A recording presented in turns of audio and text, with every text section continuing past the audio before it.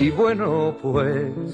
Muy buenos días, ¿eh? Y bueno, pues otro día que se va colando de contrabando. ¿Y cuántas cosas se deben estar contrabandeando en la Argentina? Porque en estos momentos, según ámbito, la bolsa cae más del 4%, arrastrada por las empresas energéticas. Bueno, no, estamos en medio de una crisis, así que de eso también vamos a hablar a lo largo del día. Pero ahora no es el momento tampoco. El día está bastante lindo, la temperatura ronda los 11 grados, va en aumento y después hasta las 3, 4 de la tarde y después vuelve a bajar.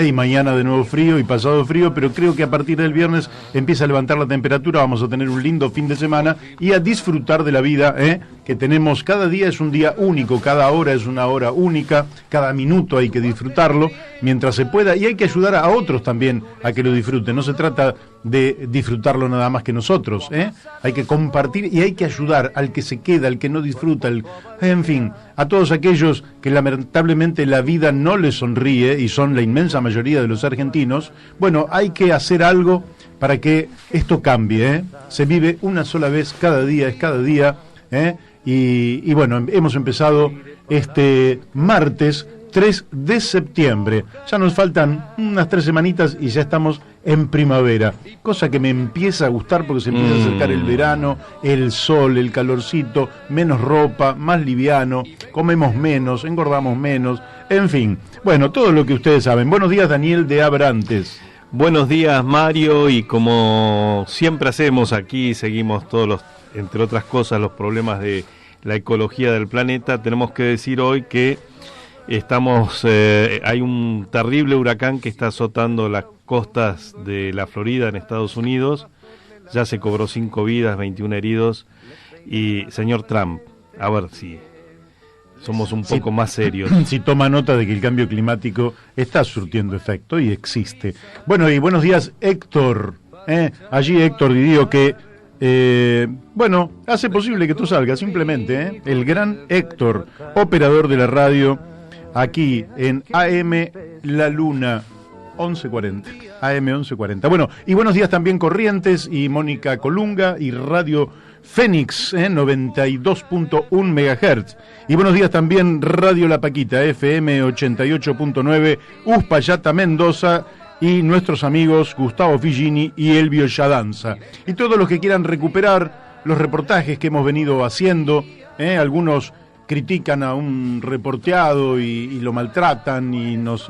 No, acá, muchachos, las voces se expresan no solo con libertad, sino con gran tranquilidad, con el tiempo para que puedan expresar sus ideas. Las ideas ajenas son las que nos ayudan a pensar. No tenemos por qué coincidir, no tenemos por qué tener un pensamiento uniforme. Tan no tenemos que tener un pensamiento uniforme que podemos cambiar nuestras propias ideas si creemos que hay otras que son mejores, o una reflexión nos lleva a decir, pucha, en esto estaba equivocado, o esto está mejor expresado por otro, o como quieran ustedes. Es decir, lo peor que hay es no darle vuelo al pensamiento, no darle vuelo a la creatividad y no escuchar al otro, y siempre ponerlo en este es malo, este es bueno, en un maniqueísmo absurdo. Nunca yo he atacado al gobierno porque he creído, por ejemplo, que Mauricio Macri es malo. Me parece que no es así. Yo creo que en general, hay buenas intenciones y después, lógicamente, hay ideas erradas. Y cuando usted aborda una realidad determinada con buenas intenciones, pero con ideas equivocadas, el problema no son las intenciones, el problema es que las ideas estaban equivocadas. Y que este país encuentre las mejores ideas con las cuales abordar el futuro es una tarea de este programa, La Brújula. Y por tanto no tenemos unas ideas dogmáticas cerradas, que decimos todo es así, porque las ideas, al interactuar con la realidad, las propias ideas se tienen que ir modificando, de manera que las ideas operan sobre la realidad para poder transformarla y mejorarla para todos. De eso se trata, Y por eso hacemos tantos reportajes y por eso le preguntamos a gente tan distinta. Vamos a ver si la semana que viene también vamos a hablar con gente del Frente de Todos, que con la cual hemos hablado en reiteradas oportunidades, porque por estos micrófonos ha salido mucha gente de ese espacio, pero también ha salido gente de otros espacios, ha salido gente que ha participado en el Frente de Cambiemos, el ala progresista seguramente, pero no importa, y también quienes observan la realidad de manera más crítica, más profunda, como el amigo Jorge Rulli, que efectivamente tiene una mirada donde no está cuestionando solo aspectos de superficie, sino el modelo mismo sobre el que se asienta la Argentina, que es un modelo que no hemos discutido los argentinos, que se nos ha venido imponiendo en una etapa un poco más a la fuerza, en otras etapas un poco más dándonos al sentido común aire, como si las cosas tuvieran que ser así, como si la minería contaminante a cielo abierto, cianurada, que destruye producciones, fuera algo como inevitable, que así debiera ser, como si intoxicar la tierra, llenar de glifosato, fumigar los pueblos, fumigar las escuelas, expulsar a la gente de los campos, y debiera ser así, como si debiéramos hacinarnos en las zonas urbanas y llenarnos de lugares que son invivibles por la contaminación sonora, por la contaminación ambiental, por la precariedad de las viviendas, porque la gente tiene que vivir en algún lado y se las rebusca como puede. Y tiene que ser así, y donde nos vamos quedando con un país chiquito, muy chiquito porque se lo van apropiando otros, y cuando vienen los grandes buques a robarnos directamente y a depredar el mar argentino, toda esa riqueza ictícola, debería ser así, y todo subordinado lógicamente a una lógica de mercado, a una lógica utilitaria, a una lógica a partir de la cual vivimos nada más que el presente, y tenemos que pasar solamente el día de hoy. Yo dije, hay que vivir el presente, y hay que vivir cada minuto de cada día, pero lo que no podemos tener es la irresponsabilidad de, como Luis XVI, jefe de Estado francés, después de mí el diluvio, que es Donald Trump, es el ejemplo más claro.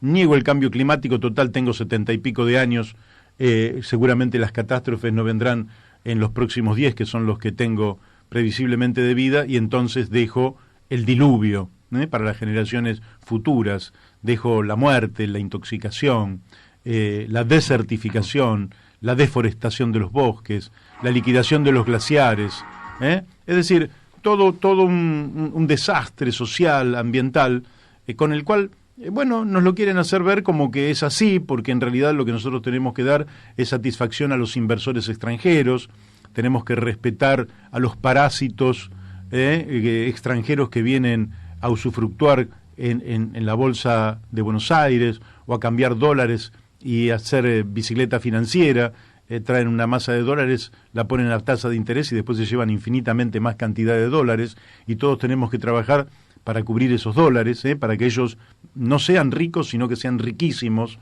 ultramillonarios, fondos de inversión que especulan en todo el mundo. Y entonces hablamos de gobiernos que lo único que hacen es darle satisfacción a los mercados. Y el pueblo, bien, gracias. Y la soberanía popular, que vayan a votar cada 2 años y punto.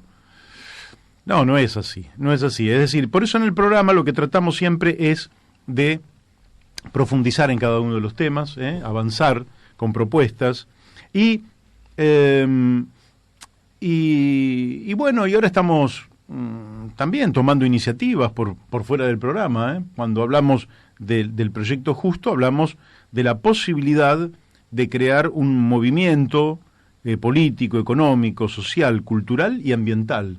Un movimiento que venga a discutir esta superestructura del bipartidismo, esta superestructura donde habría 2 partidos, uno de centro izquierda y otro de centro derecha, uno progresista y otro más conservador, pero los 2 sobre el mismo modelo, los 2 sobre este colonialismo al cual fue sometida la Argentina, en el cual nos sumergimos los argentinos, casi sin darnos cuenta, por la presión de los medios de comunicación, del mercado, de los grandes grupos económicos, que parecen la abeja reina, donde todos le tenemos que rendir pleitesía, y el pueblo bien, gracias. Y los chicos de cada 2 chicos, 1 es pobre. Y los adolescentes, igual, de cada 2 adolescentes, 1 es pobre. ¿Y el futuro para esos chicos?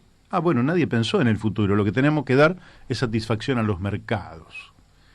Bueno, de eso queremos salir nosotros. Por eso queremos crear también ese movimiento político, económico, social, cultural y ambiental, con el cual en algún momento lo intentamos, con Pino Solanas lo hemos intentado, pero bueno, ahora no sé porque vaya a saber qué es lo que está pasando. Pino está participando en el Frente de Todos, y yo creo que el Frente de Todos viene un poco a hacerse cargo del descalabro que deja el actual gobierno, pero sin cuestionar tampoco las bases que reproducen la crisis en la Argentina, las bases que reproducen la crisis social, la crisis ambiental, la crisis cultural.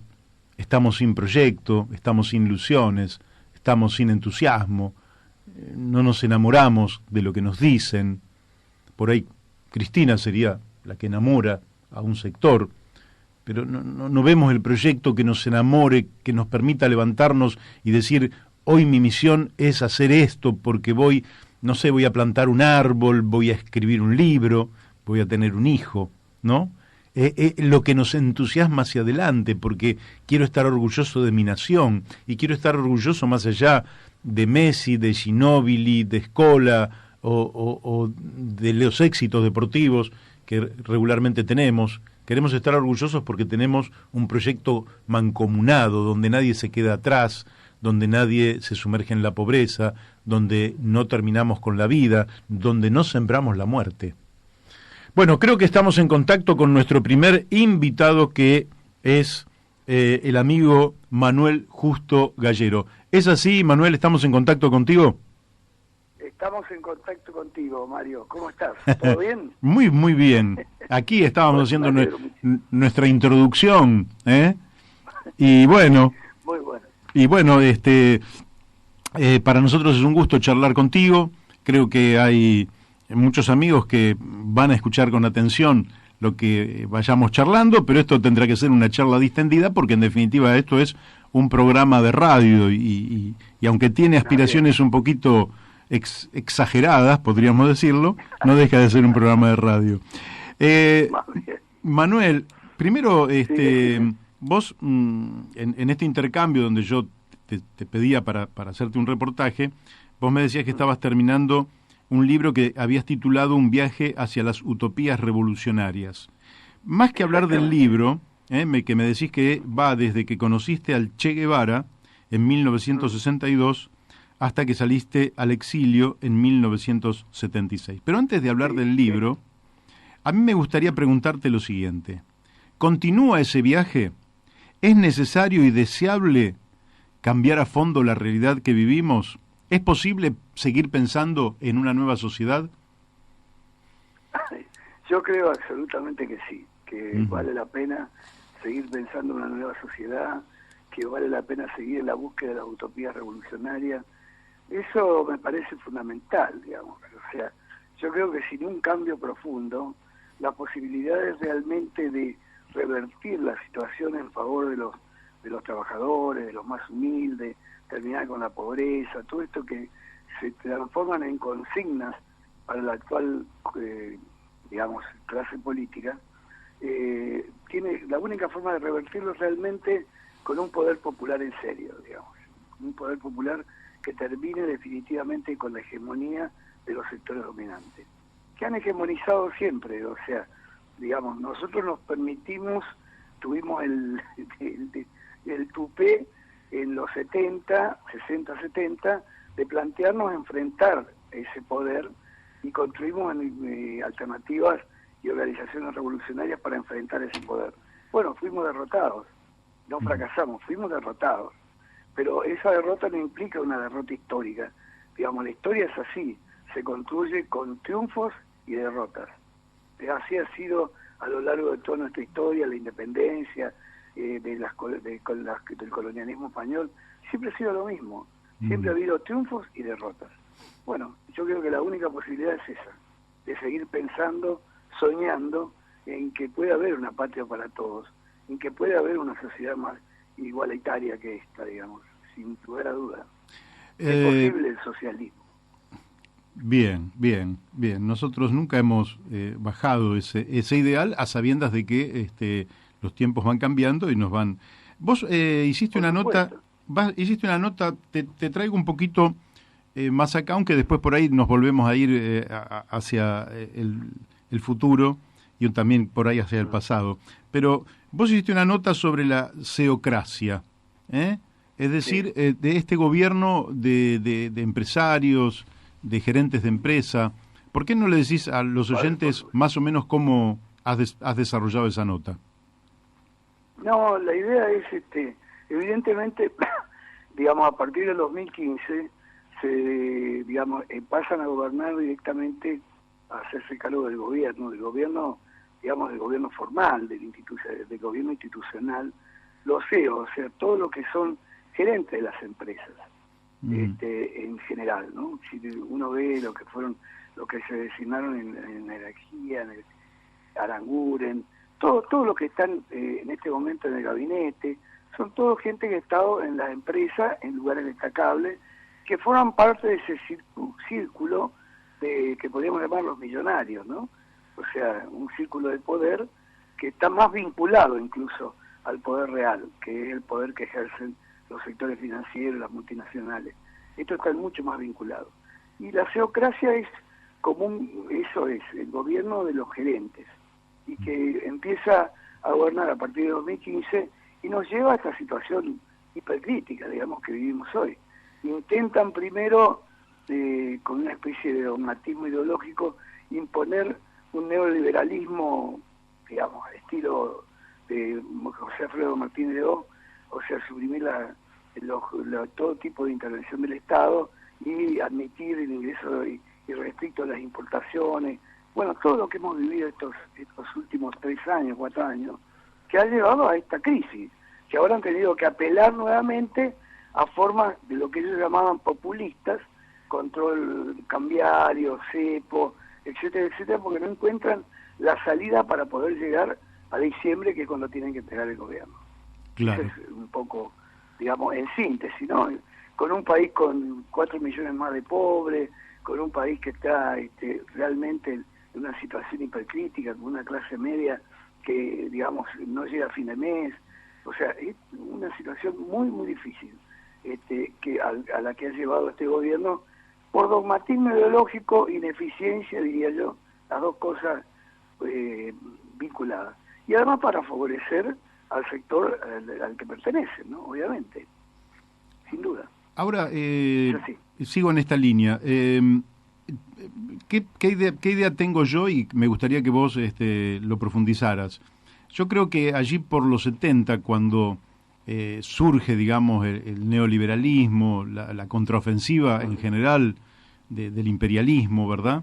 Ellos tenían por finalidad su lucha contra cualquier forma de socialismo, incluido la destrucción de los estados nacionales, es decir, el desmantelamiento de los estados nacionales para favorecer, lógicamente, este formato de neocolonialismo que lo han llevado después, al no tener Estado, con mucha mayor facilidad. Lo que yo veo es que después de ejecutar este programa, que en la Argentina, entre Martínez de Oz y Cavallo en los 90, Menem, Cavallo en los 90, lo desarrollaron bastante fuerte, hoy no tienen un proyecto, es decir, solo es transferencia de recursos de los sectores populares a los sectores altos, pero no tienen proyecto. ¿Qué ves vos? ¿Tienen proyecto? No, así es. Yo coincido con vos. Creo que no solo que no tiene, creo que tiene que ver con una recuperación de la hegemonía del imperialismo de Estados Unidos en el continente, y como vos decías, en la década del 70, que aparece, digamos, con el modelo de la Escuela de Chicago, que se impone en Chile después de la caída de Salvador Allende, que intenta imponer en conjunto en nuestros países, Brasil, Uruguay, Argentina con la dictadura, José Alfredo Martínez, un modelo económico que tiende a reacomodar nuestras economías, digamos, primarizarlas, volver al siglo XIX, ¿no? O sea, somos productores de determinadas materias primas, de commodity, como se dice ahora, y a su vez ellos son los que producen, los que industrializan nuestra materia prima y después nos las revierten. O sea, yo creo que este es el modelo, digamos, no hay que darle muchas vueltas, es un modelo, además un modelo para pocos, porque vos fijate que ese modelo en la Argentina, el modelo de Martín Lledó, es para muy poco, porque el campo da poco trabajo, está claro, Sí. y digamos, hay 20 millones de argentinos que sobramos, o sea, claramente, digamos, es un país para 25 millones, no para 45 o 46. Y bueno, en todos los casos pasa lo mismo vemos en Chile, donde hay una profundización de la miseria a niveles realmente increíbles, pensando en el Chile de Salvador Allende, lo que fue la historia pasada, ¿no? Sí. Y bueno, yo creo que eso lo han logrado imponer, además con una combinación de un modelo represivo, por un lado, terrorismo de Estado, y por otro lado con la cooptación de determinados sectores al modelo. Esto para mí, que coincido con vos, que además termina con la destrucción de los estados nacionales y un modelo de dependencia que se intenta imponer, que logra avances y retroceso, porque obviamente los pueblos también se reacomodan y dan su batalla, ¿no? Así es. O sea, el sufrimiento de Chávez en Venezuela es una prueba de que no estaba todo perdido, ¿no? Sí. Así es. Ahora, te quiero preguntar por lo siguiente. Estamos en cuando hace muchos años atrás hablábamos de la revolución científico-técnica, por decirlo así. Y vos sabés que incluso la doctora Alicia Moró de Justo, que pertenece a varias generaciones anteriores, porque murió a los 100 años y murió en el año 86, sí. Ella decía que habían tenido, a principios del siglo XX, una confianza ciega en la ciencia, y hoy podríamos decir que el despliegue científico-tecnológico no tiene parangón con ningún tiempo histórico anterior, pero carente de lineamientos éticos o carente de lineamientos humanistas o de compromiso con el ambiente, está haciendo una destrucción, este desarrollo científico-tecnológico, orientado nada más que a optimizar la tasa de ganancia del capital, que es depredador de todo. ¿Cómo ves vos esto y cómo pensás que se podría reorientar en una dirección mucho más amigable con la vida? No, yo creo lo que vos decís, estoy absolutamente convencido. La revolución científico-técnica, o sea, digamos, lo que habíamos previsto todos nosotros, pensado, todos los que pensábamos en el socialismo, en la etapa superior de en que se terminaba el capitalismo, digamos, en que esto tenía una dinámica histórica, no tuvimos en cuenta, o sea, digamos, no había aparecido estas grandes transformaciones científico-técnicas que realmente lo reavivaron al capitalismo, digamos. Más allá de que estén destruyendo la humanidad, destruyendo la naturaleza, lo han reavivado en el sentido de que le pusieron un freno a eso que parecía una locomotora que venía, digamos, girando hacia otro modelo de sociedad. O sea, yo creo que eso los reavivó y les permitió recuperarse destruyendo, no es recuperarse creando un futuro mejor para la sociedad y para el conjunto de los ciudadanos. Creo que esto ahora hay que revertirlo, porque esos instrumentos científicos técnicos ahora están al servicio de la explotación, no al servicio del hombre. O sea, vos pensás que si empiezan a aparecer los robots y las máquinas que desplazan a muchos trabajadores, empieza a cundir la desocupación, aumenta la desocupación, que es lo que se ve en muchas sociedades europeas ya, donde, digamos, la robotización en la industria hace que disminuya el número de trabajadores en la industria. Como el campo no da trabajo, ni acá, ni en Europa, ni en ningún lugar, entonces terminan estos yéndose a vivir a sectores absolutamente marginales y atravesando por una marginalidad que los convierte en seres, digamos, desplazados de lo que es la calidad de vida humana. Eso creo que es muy serio, muy, muy serio lo que está ocurriendo. además de que se suma la destrucción de la naturaleza.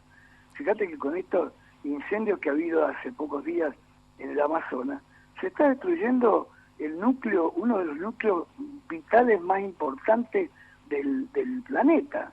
O sea, digamos, ¿por qué? Porque necesitan ampliar la frontera agrícola, o sea, seguir cultivando soja, que es lo que le venden a los chinos, a la India. Entonces, digamos, destruyen los bosques para terminar plantando soja, que es lo que han hecho en Córdoba, que es lo que han hecho en el país. O sea, esto es muy grave. Entonces yo creo que este avance científico-técnico podría ser utilizado para mejorar los niveles de vida del conjunto de los habitantes, que todos viviéramos en una sociedad más igualitaria, pero en la medida que no se transforme el poder, que es el que da establece las reglas, esto no va a ser posible. Así es. Y ahora vamos a tener un cambio de gobierno, efectivamente, pero da la impresión de que más allá de las convicciones personales, que lógicamente yo veo, por un lado veo el respaldo popular que va a tener Alberto en octubre. Alberto Fernández va a ser impresionante porque seguramente va a superar el 50%. Al tiempo veo un espacio que no cuestiona prácticamente nada, es decir, que virtualmente va a circunscribir la crítica a la gestión de este gobierno y va a tratar de gestionar un poquito distinto, pero sin básicamente discutir ninguno de los fundamentos del sistema. ¿Vos cómo ves eso? No, es así. Yo creo que la cosa es así, digamos, al haber forzado la polarización, que en realidad la forzaron los medios de comunicación, el gobierno que creía que se iba a favorecer con polarizar la elección, lo que han hecho es, digamos, suprimir el debate político, el debate ideológico. Vos fijate que esta ha sido la campaña con menos debate ideológico, político. ¿Cuáles son las diferencias? ¿Cuál es el modelo que plantea uno? ¿Cuál es el modelo que plantea el otro? Eso no se debate. Nadie discute que, digamos, Vaca Muerta va a estar igual como estaba antes y como está ahora, en el centro de las expectativas económicas de determinados sectores. Que la minería contaminante, digamos, nadie habla de esos temas. La minería contaminante que está pasando con la naturaleza, con los agrotóxicos en el campo, de eso no se habla. O sea, ¿cuál va a ser el modelo? Como vos decís, la gestión obviamente va a tener formas de gestión distintas, no cabe duda, pero digamos, en términos generales, en términos profundos, no va a haber grandes cambios, obviamente. Lo que pasa es que, digamos, como la gente vota por voto castigo, como se dice ahora, sí. Entonces, digamos, y vota forzada a polarizar. O sea, si vos criticás al macrismo, no hay otra, digamos. No nos ofrecen otra alternativa. Aparece como Drácula o Frankenstein, ¿viste? O votaba Drácula o votaba Frankenstein. Es decir, no hay una alternativa realmente que se exprese en el debate político ideológico. Lamentablemente. Ahora, uno tiene que pensar que si recién estaba mirando una encuesta de Federico González, que está dando, entre las dos, en esta polarización, está dando largamente más del 80% del electorado. Quiere decir que de crearse una opción, saldrá de las propias contradicciones de quienes hoy están también votando a esos grandes espacios, ¿verdad? ¿Cómo ves vos las contradicciones tanto en el seno de el Frente de Todos como en las contradicciones que pueda tener Juntos por el Cambio? ¿Cómo ves esa dinámica?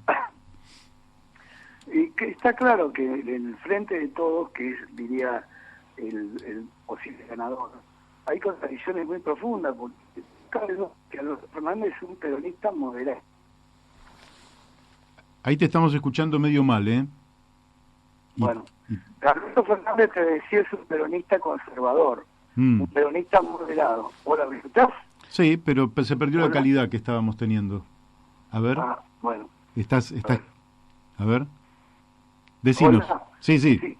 No, te digo que no cabe duda que va a haber contradicciones en el frente de todo, porque la gestión va a estar en manos de Roberto Fernández, una parte importante, que es un peronista de tono conservador, claro, digamos, respaldado por lo que viene a ser lo que llamaba PUC, los peronistas de San Corbata, o sea, todos los gobernadores peronistas que van a estar atrás de este gobierno, en contradicción con los movimientos sociales que también muchos están participando en ese frente y que van a estar en la calle nuevamente, porque va a haber reivindicaciones que no van a poder ser resueltas si no es, digamos, con movilización.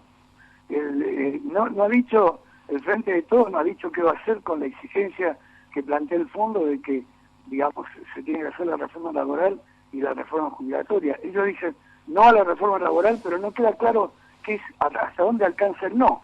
Entonces yo creo que ahí va a haber contradicciones serias, sin duda. En el frente de armado, la alianza esta que armó el PRO con los radicales y con el partido de Carrió, también hay contradicciones, porque no cabe duda que el Partido Radical, que es un partido que tiene más de 100 años, que tiene una tradición socialdemócrata, por lo menos una parte, no está viendo no está viendo con alegría todo lo que está ocurriendo ahora, y al contrario aparecen signos opositores fuertes entre referentes importantes, como es el caso de Ricardo Alfonsín y de otros sectores que empiezan a cuestionar su participación en el frente de Juntos para el Cambio. O sea que yo creo que hay contradicción en ambos lugares que podrán revertir, y todo depende de cómo se vaya resolviendo esas contradicciones, podrán determinar la conformación de una nueva alternativa, de una alternativa realmente independiente a los viejos partidos tradicionales, que conjugue en un movimiento de cambio democrático, revolucionario, que todos anhelamos. Bien. Creo que pasa por ahí. Bueno, te quiero, ahora sí me voy a hacer un viaje al pasado. Contame brevemente de qué trata este libro, cuándo lo vas a presentar, cuándo va a estar... Mira, todavía está, estamos conversando con la editorial, ¿no? En principio es una editorial de la comarca, es una editorial nueva, que han armado los compañeros de ATE, de Provincia de Buenos Aires.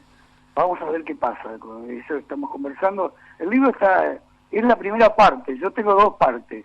La primera parte es desde ese momento que voy a Cuba en el año 62 a entrenar, convocado en un proyecto que convocaban Ernesto Che Guevara, John William Cook y Elise Buren, hasta cuando salgo al exilio en el 76, el 31 de diciembre más precisamente.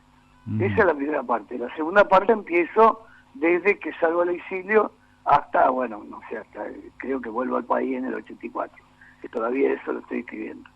Esa es la primera parte, está terminada, ya es libro y está preparada para la edición.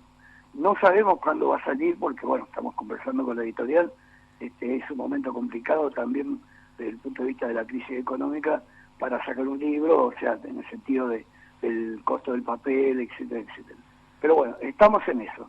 El libro cuenta todo ese periodo que va desde que yo participo en la CGT de los argentinos, en el peronismo hasta el 74, y después del 74 cuando me incorporo al Partido Revolucionario de los Trabajadores. O sea que es toda una etapa, dirijo el diario El Mundo, luego sacamos Nuevo Hombre ya en la clandestinidad, la etapa que vivo en la clandestinidad, todo eso está contado en este testimonio. Bueno, me parece que va a ser un tema de interés, sobre todo va a abrir polémica grande porque yo ahí planteé una cosa que en el peronismo, digamos, yo vengo del peronismo, ¿no? Digamos, yo fui peronista del 54, que me incorporé a la UES. En el peronismo es muy resistida, que es cómo se conformó la AAA y cuál fue el rol de Perón a su regreso en 1973. Yo ahí doy datos muy absolutamente sustentados en pruebas concretas de que indudablemente el general cuando volvió, el viejo, como le decíamos nosotros, tenía un fuerte compromiso con el partido militar, gobernante, y tuvo una participación activa en la conformación de la AAA. Creer que la AAA fue una obra de López Rega, la verdad que me parece histórico. O sea, la verdad histórica es que Perón estuvo atrás de eso porque él mismo planteó la construcción de especie de fuerza paraestatal que asesinó a 1.500 compañeros, entre ellos muchísimos compañeros del peronismo revolucionario, sin duda. Así que bueno, va a ser un libro para la polémica, decís vos. O sea, no, va a ser un libro que va a generar muchísima discusión, porque esto, ex amigos comunes, que hemos tenido tú y yo, digamos, discuten esto. Además, no están de acuerdo. Y eso que son peronistas, digamos, con una mirada más precisa. Ni hablar de los que viven alimentando la vieja historia, el peronismo histórico, bueno. Digamos que esto no niega el rol de Perón en el primer peronismo, como se llama ahora, del 46 al 52. Pero eso no cambia lo que pasó después. O sea, después hubo signos muy evidentes de un cambio profundo, digamos, no sé si cambio.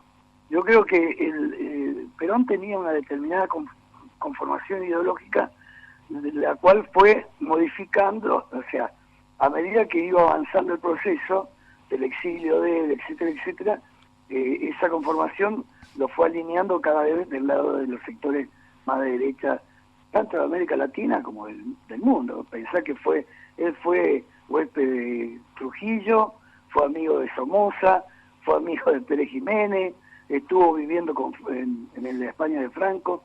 Nosotros en el 62, a fines del 62, y esto para terminar, digamos, después estará en el libro, a fines del 62 nosotros, digamos, en una idea que le había planteado Cuba, la Dirección Revolucionaria de Cuba, le fuimos a ofrecer a Perón, a Madrid, la posibilidad de que viniera a vivir a Cuba y que se había recibido como presidente en el exilio, etcétera, etcétera, y que además eso iba acompañado con el apoyo económico que le dieron en concreto los cubanos, que era la comercialización del tabaco cubano en Europa. Bueno, Perón aceptó la segunda, la propuesta económica, pero de ninguna manera aceptó ir a vivir a Cuba, digamos. Es toda una definición. O sea, quedó en España de Franco y no en la Cuba en ese momento la Cuba era una isla en América Latina impresionante, porque era el movimiento revolucionario más importante del siglo XX que ha habido en América, en el continente. Claro. Y él decidió decidió quedarse en España. O sea, esas conversaciones, la discusión y todo, yo participé en toda esa historia. Y eso es lo que cuento. Bueno, qué pasa. No, pero para que yo no me querría quedar en esto porque creo que en general los argentinos que a lo largo de la historia nos hemos tiroteado, ¿no? Porque no empezó en la década del 70 ni mucho menos. No, ni hablar. Ni hablar, empezó mucho antes, ya la guerra civil en 1820, en fin. Lo cierto es que hacia adelante los argentinos deberíamos tener algunas grandes causas que logren que nuestra energía, en lugar de chocar entre nosotros, se canalice hacia la construcción de una Argentina superior. Si vos tuvieras que decir 3 o 4 de esas grandes causas hacia adelante, que logren unificar el cuerpo de la Argentina más allá de las propias contradicciones, que son contradicciones profundas, pues son contradicciones de clase, regionales, de modelos. ¿Vos qué dirías que son 3, 4, 5 causas que hacia adelante podrían...? Yo creo que ahora, digamos, en el momento que estamos viviendo, una de las cláusulas fundamentales, sin duda, el respeto a la diversidad sexual y el reconocimiento del rol de la mujer. Eso me parece central, o sea, en este momento. Segundo, terminar con todos los modelos de contaminante como la minería, vaca muerta, la minería contaminante. Eso sería otro de los dos, para mí, uno de los objetivos, y lo mismo que los agrotóxicos. O sea, todo lo que implique atentado contra la naturaleza y contra los seres humanos. Tercero, el principio de igualdad, o sea, generar la igualdad de oportunidades, que todos, digamos, terminemos con este gueto que se ha conformado con un 35% de la población que es pobre, que no solamente son pobres, sino que están excluidos y sin posibilidad de salir de esa situación. Entonces tenemos que generar condiciones para salir de esa situación y para lograr que ese 35% realmente se integre al conjunto y tenga las mismas oportunidades que tienen los que viven en los centros urbanos, los que viven en determinadas condiciones económicas. Y quinto, yo creo que tenemos que reivindicar la educación pública, laica, gratuita y obligatoria, que es una de las banderas de la reforma universitaria, de los socialistas de principios del siglo. Eso lo tenemos que reivindicar y llevar adelante y hacer que la educación sea realmente transformadora, para lo cual tienen que jugar un rol fundamental los centros educativos, porque tienen que tener una mirada crítica de la sociedad. Creo que eso es fundamental. Y por último, creo que el apoyo a todas las formas de la cultura, porque los jóvenes ahora, digamos, en nuestra época los jóvenes estaban mucho más identificados con la política. Ahora, la política, por todo lo que sabemos, y sería largo explicar, no enamora, como decimos. Entonces, los jóvenes se movilizan por cuestiones culturales, y yo creo que eso tiene que tener un gran apoyo, y tiene que ser una de las banderas de un proyecto diferente. El que generemos una cultura, digamos, popular, de masas, digamos, que tengan cabida todos los jóvenes, eso tiene que ser otra de las banderas para mí fundamentales de un proyecto de transformación. Bien. Digamos, además tenemos que plantearnos metas. Yo creo que tenemos, como vos decís, unirnos los argentinos con metas concretas. Está bien, el proyecto revolucionario, la idea de la transformación, de terminar con la dominación, tanto extranjera como nacional, eso tiene que estar en la meta final, pero en el transcurso tenemos que tener algunas banderas para las cuales nos movilicemos y nos unifiquemos, que sin duda son algunas de estas que yo digo y otras más que surgirán a lo largo del camino y en la polémica. Y creo que tenemos que respetar la diversidad y en la discusión política, digamos, que es lo que no hemos acostumbrado los argentinos, pero desde décadas, y por lo cual muchos de los proyectos de aquellos años han fracasado, porque o han sido derrotados, porque no respetamos al otro. Yo creo que tenemos que empezar a aprender a respetar al otro y a creer que es posible construir la diversidad. Yo creo que es posible construir la diversidad.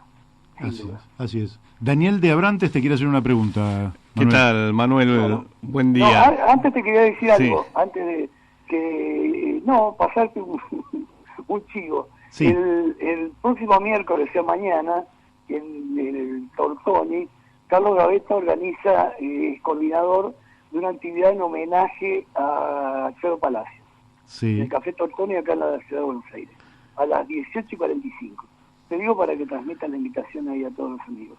Bien. Sí, no tengas duda porque ayer hablamos con Carlos Gavetta. Bueno, te va a preguntar Daniel, sí.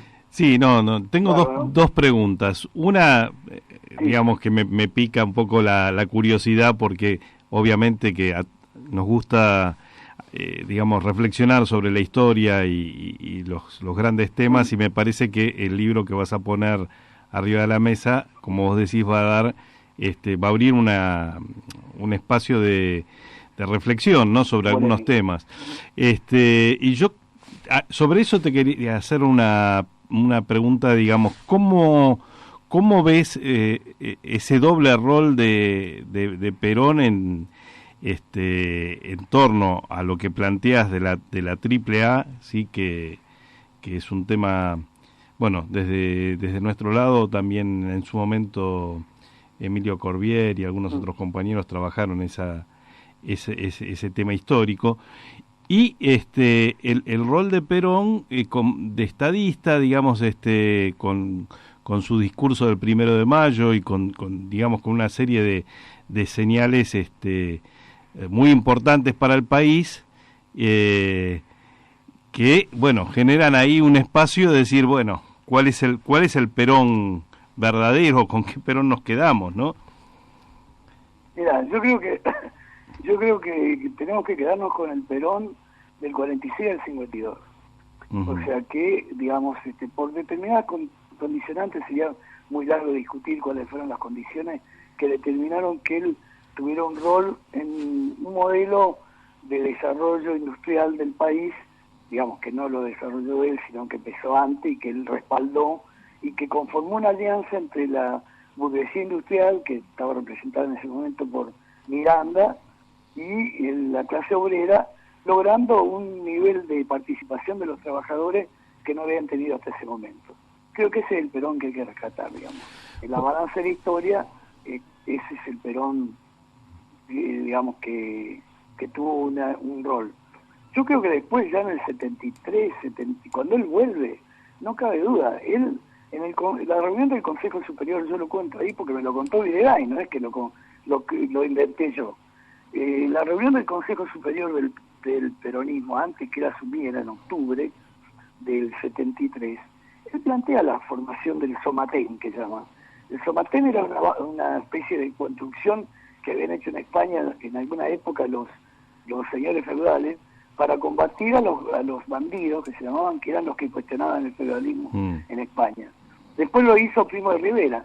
Entonces él planteaba que conformar un Somatén para terminar con la infiltración, estos fueron los términos, judeo-marxista en el peronismo. O sea, esta fue la bandera, digamos. Y sin duda que cuando se empieza a accionar la AAA, que yo, digamos, a mí me cortaron una bomba el 29 de septiembre del 73 en Paraná, donde vivía, unifica toda una serie de grupos de la derecha peronista que estaban ya operando, digamos, el Libertadores de América en Córdoba, el Comando Entre Ríos acá en Entre Ríos, Paraná, donde yo vivía.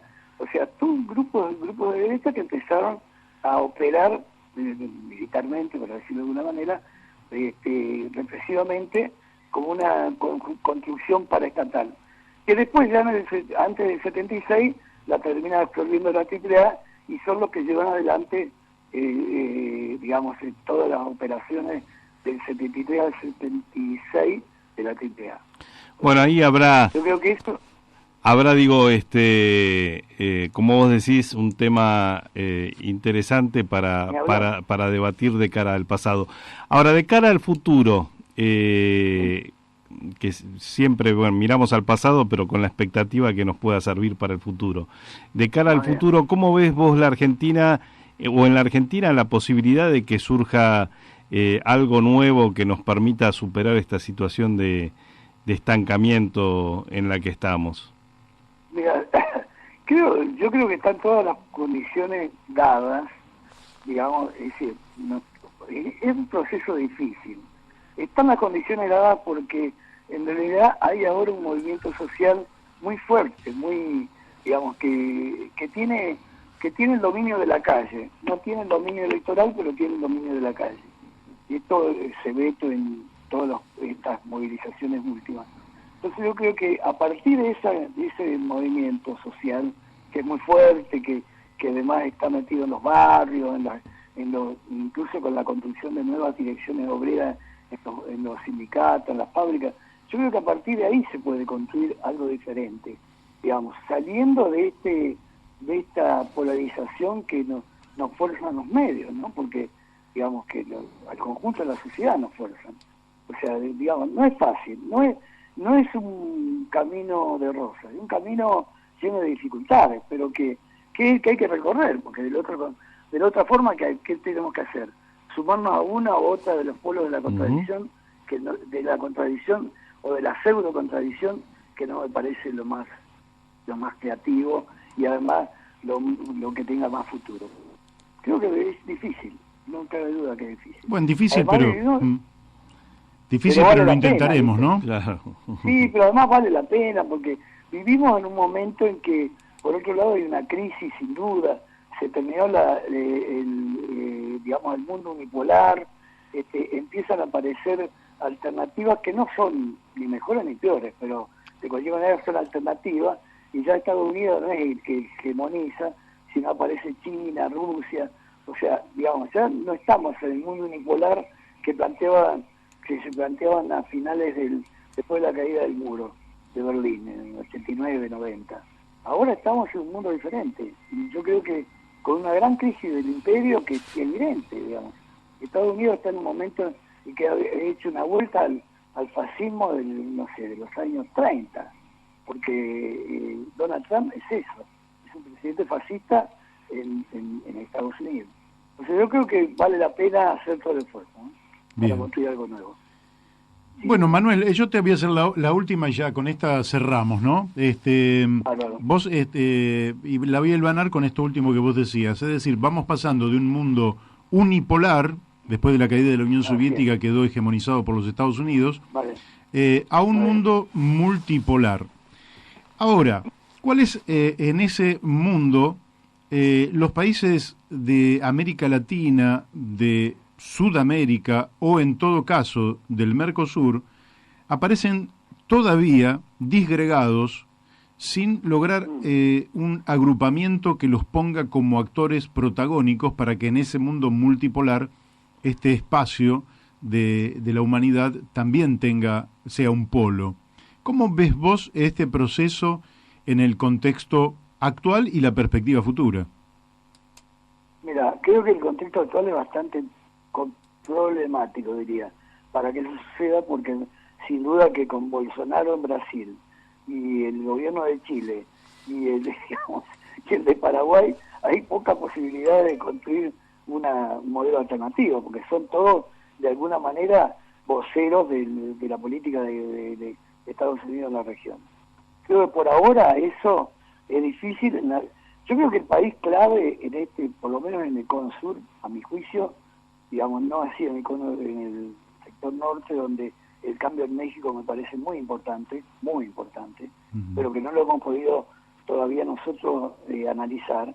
Creo que el triunfo de Andrés Manuel López Obrador es un paso adelante muy importante en México, porque México es un país central, ¿no? Claro. Pero bueno, en esta región lo fundamental sería la transformación de Brasil, porque el retroceso que significó el triunfo de Bolsonaro, digamos, hace que ese país, que es un país poderoso, fuerte, con un gran desarrollo, esté para atrás. O sea que la manera que no haya un cambio en Brasil fuerte, creo que el resto nos va, por más cambios que haya o que se ratifiquen en Bolivia o en la Argentina, si en Brasil no hay un cambio serio, estamos perdidos, para decirlo de alguna manera, por lo menos en esta región, ¿no? En esta parte de la región. Claro. Hay que ver qué está pasando arriba.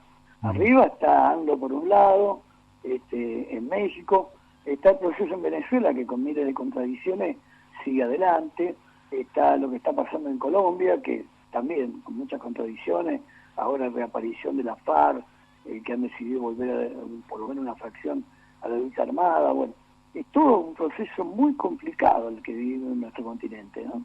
Muy complicado. Perú, donde digamos la derecha entró en un proceso de corrupción que terminó con el expresidente preso, o sea, digamos, que están detenidos. Sí.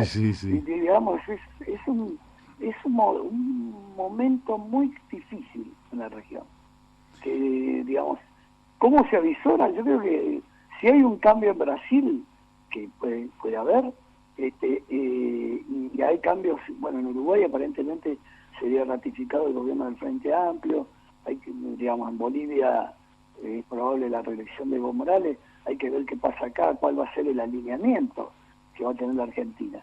Sin duda que el gobierno que surja a partir de diciembre, por supuesto no el de Juntos por el Cambio, va a tener que echar mano a la relación con China, porque China en este momento está teniendo un papel protagónico en el continente, en contraposición con Estados Unidos. Y está apoyando, China y Rusia son los que sostienen el gobierno de Venezuela, si no el gobierno de Venezuela se hubiera caído, no cabe duda. Bueno, digamos, Manuel, ya se nos fue el tiempo, pero el tiempo por hoy nomás, desde ya que te agradecemos muchísimo, volveremos a charlar contigo más adelante. Está bien. Gracias a ustedes y les mando muchos abrazos. Bueno, un fuerte abrazo y hasta siempre. Gracias. Hasta siempre, querido. Gracias.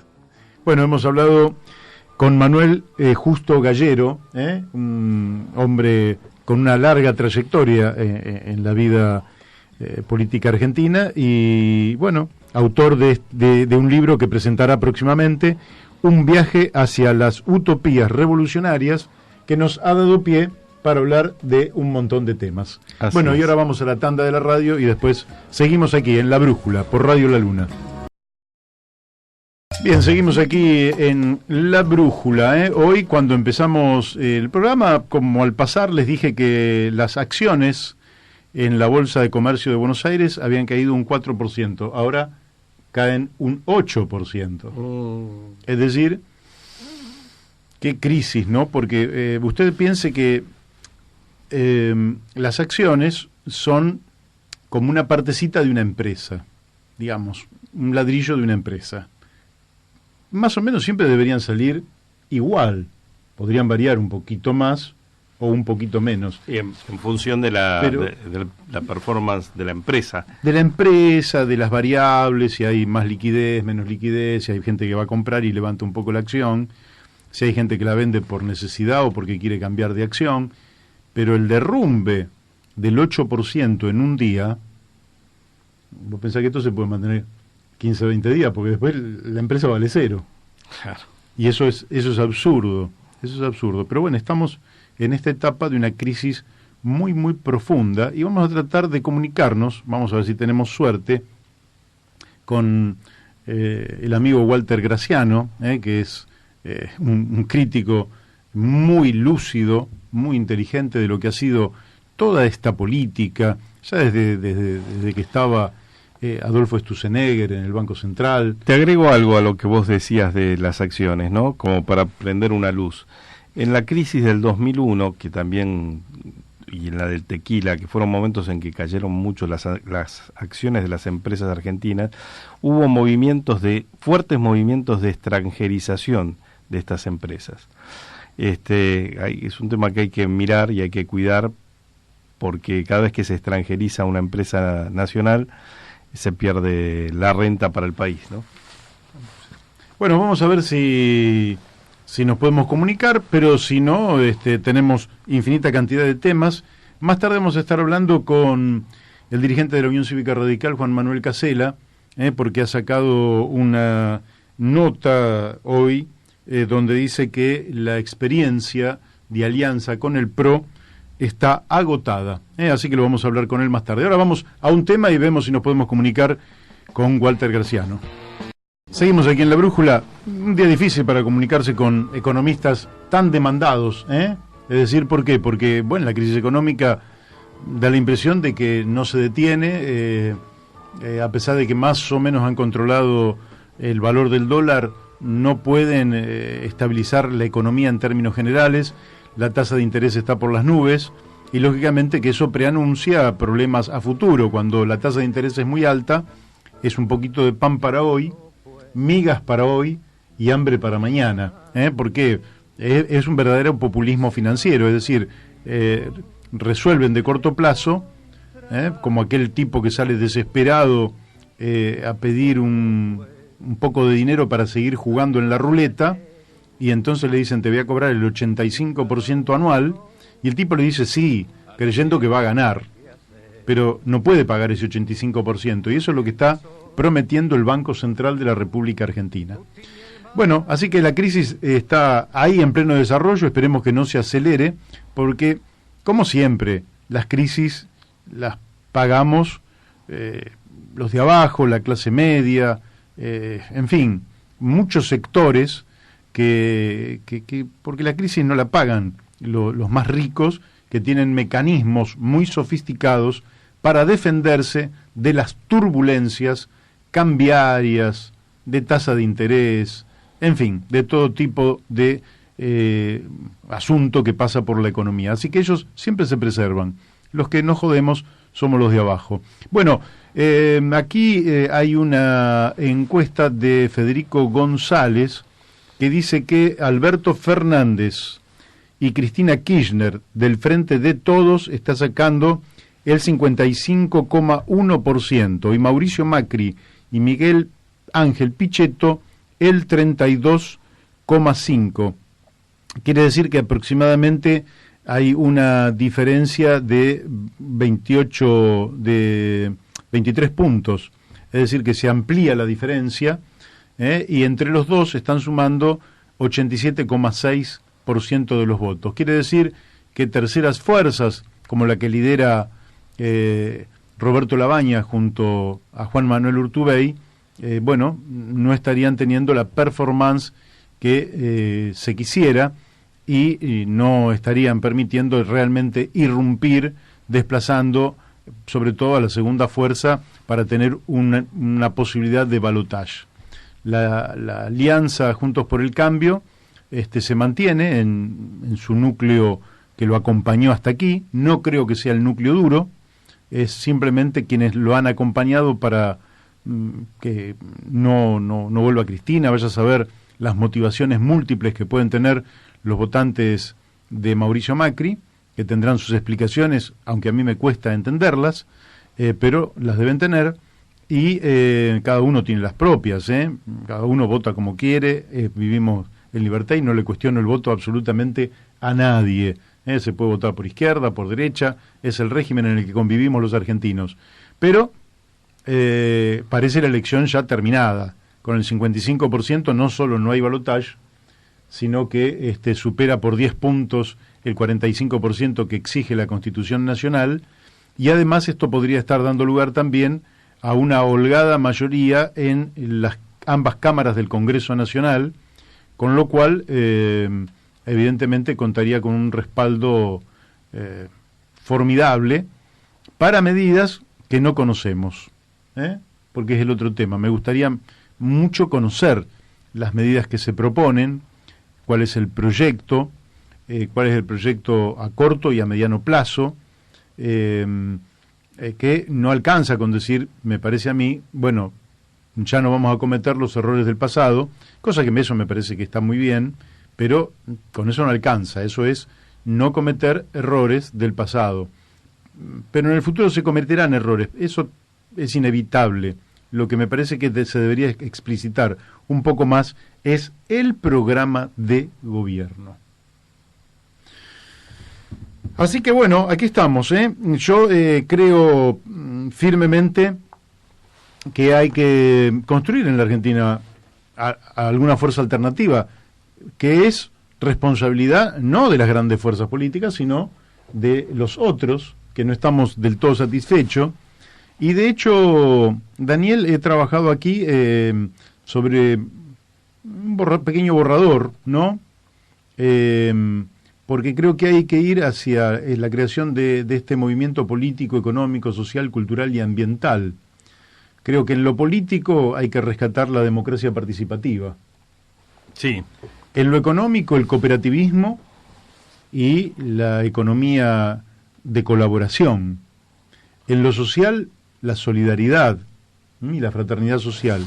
En lo cultural, la identidad que a veces la perdemos, sin desvincularnos de la cultura universal. Y en lo ambiental, una ecología humanista. Ahora, estos son títulos. Después te podría decir que el próximo gobierno, yo diría que lo primero que tiene que hacer es proponerse erradicar la indigencia de los niños y adolescentes, en primer lugar, erradicar la pobreza de los niños y adolescentes, pero en términos generales, en un plazo razonable.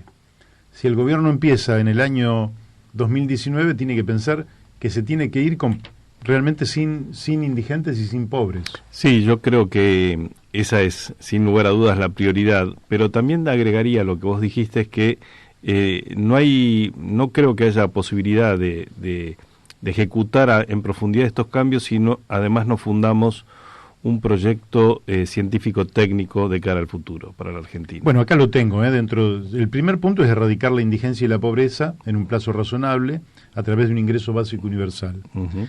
El segundo punto es el Centro Nacional de Planificación Estratégica, que tendría que hacer un plan para hacer más eficientes las actuales prestaciones del Estado, hacerlas más eficientes en salud, educación, justicia y seguridad.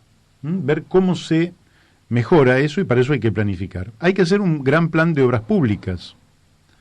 Y además hay que dar impulso a las industrias de base: energética, comunicacional, ferroviaria, vial, naval, aeronáutica y siderúrgica, en el marco de un plan de desarrollo nacional y regional. Con esto estás generando decenas de miles de puestos de trabajo, decenas de miles. Hay que lograr una integración armónica del Ministerio de Ciencia y Tecnología con el INTI, el Instituto Nacional de Tecnología Industrial, el INTA, de Tecnología Agropecuaria, el CONICET y las universidades públicas y todas las áreas vinculadas a la transmisión y creación de conocimiento. Hay que dar impulso a la investigación conforme a un plan de prioridades populares. La investigación en esta etapa de escasez tiene que estar orientada a satisfacer necesidades de nuestro pueblo. Entonces ponemos a la ciencia y la tecnología no al servicio de la acumulación de capital, sino al servicio de la resolución de los problemas más apremiantes que vive nuestro pueblo. Planteo también que hay que establecer un nuevo régimen impositivo tendiendo a una mejor distribución de la riqueza. El nuevo régimen impositivo tiene que empezar por ir haciendo descender la tasa del IVA cada vez menor, porque el IVA recae sobre nosotros, sobre la gente común, y hay que hacerle tributar a la riqueza exuberante, enorme que hay, a los grandes ingresos, a las grandes ganancias. Hay que cambiar, hay que hacer un régimen impositivo distinto. Esto lo vamos a hablar. Próximamente vamos a ver si hablamos con Pérez Grecia y le preguntamos, porque hay una propuesta que a mí me parece extraordinaria, basada en principios históricos del tributarismo, pero que harían una cosa infinitamente más justa, que inmediatamente logra erradicar el déficit fiscal e incrementar la capacidad de compra de las jubilaciones y de los salarios. Es importante esto del régimen tributario. Bueno, también hay que desatar una fuerte corriente de inversiones públicas y privadas en el marco de un plan de desarrollo industrial. Y creo que, como se dijo acá y como en general dicen nuestros invitados, hay que prohibir todas las actividades altamente dañinas al ambiente conforme la voluntad democrática de la población, ¿no?